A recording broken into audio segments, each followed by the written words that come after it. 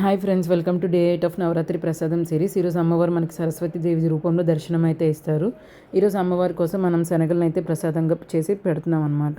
ఇక్కడ నేను 2 రకాల శనగల్ని తీసుకున్నాను అనమాట. ముందు రోజు రాత్రి మనం నానబెట్టేసుకోవాలి, లేకపోతే 6 గంటల పాటు నానబెట్టుకున్నా సరిపోతుంది.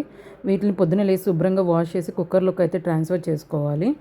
కుక్కర్లో ట్రాన్స్ఫర్ చేసుకున్న తర్వాత అవి మునిగేంత వరకు వాటర్ ప్లేస్ చేసి స్టవ్ మీద అయితే పెట్టుకొని 3 విజిల్స్ వచ్చే వరకు ఉడికించుకోవాలి. శనగలు ఉడికినాయా లేదా అని చెప్పేసి మనం తీసి చూసుకోవాలన్నమాట. ఒకసారి మనం శనగల్ని ఇలా పట్టుకుంటే మెత్తగా స్మాష్ అయిపోతే మనకు ఉడికిపోయినట్టే. ఒకవేళ మీకు ఉడకకపోతే ఇంకో విజిల్ ఎక్స్ట్రా రానివ్వండి.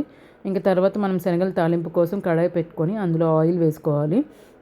వేసుకున్న తర్వాత ఎండుమిర్చి, పచ్చిశనగపప్పు, మినప్పప్పు వేసి కొద్ది వేగిన తర్వాత జీలకర్ర, ఆవాలు కూడా వేసి వేయించాలి. తర్వాత కారానికి తగ్గట్టు పచ్చిమిర్చి కూడా యాడ్ చేసుకోండి. నేనైతే మేము కొద్ది కారం ఎక్కువ తింటాం కాబట్టి కొద్ది పచ్చిమిర్చి ఎక్కువనే యాడ్ చేసుకున్నాము. చిన్నప్పుడు గుళ్ళో ప్రసాదం శనగలు పెడితే ఎంతమంది ఇష్టంగా తీసుకునేవాళ్ళో నాకు కామెంట్స్లో చెప్పండి. నేనైతే చాలా ఇష్టంగా తీసుకునేదాన్ని. తర్వాత ఫైనల్గా అయితే కరివేపాకు, ఇంగువ కూడా వేసేసి కలుపుకోవాలన్నమాట. ఇక్కడ తర్వాత లాస్ట్గా ఎండు కొబ్బరి పొడి అయితే యాడ్ చేసుకోండి. టేస్ట్ అయితే చాలా బాగుంటుంది అనమాట. అది ఒకసారి మిక్స్ చేసుకున్న తర్వాత ఉడికించిన శనగలు కూడా అందులో ట్రాన్స్ఫర్ చేసేసుకోండి. మన శనగలు ప్రసాదం అయితే రెడీ అయిపోద్ది. నచ్చితే లైక్ అండ్ ఫాలో. ఈ వీడియో అంతే ఫ్రెండ్స్, బాయ్.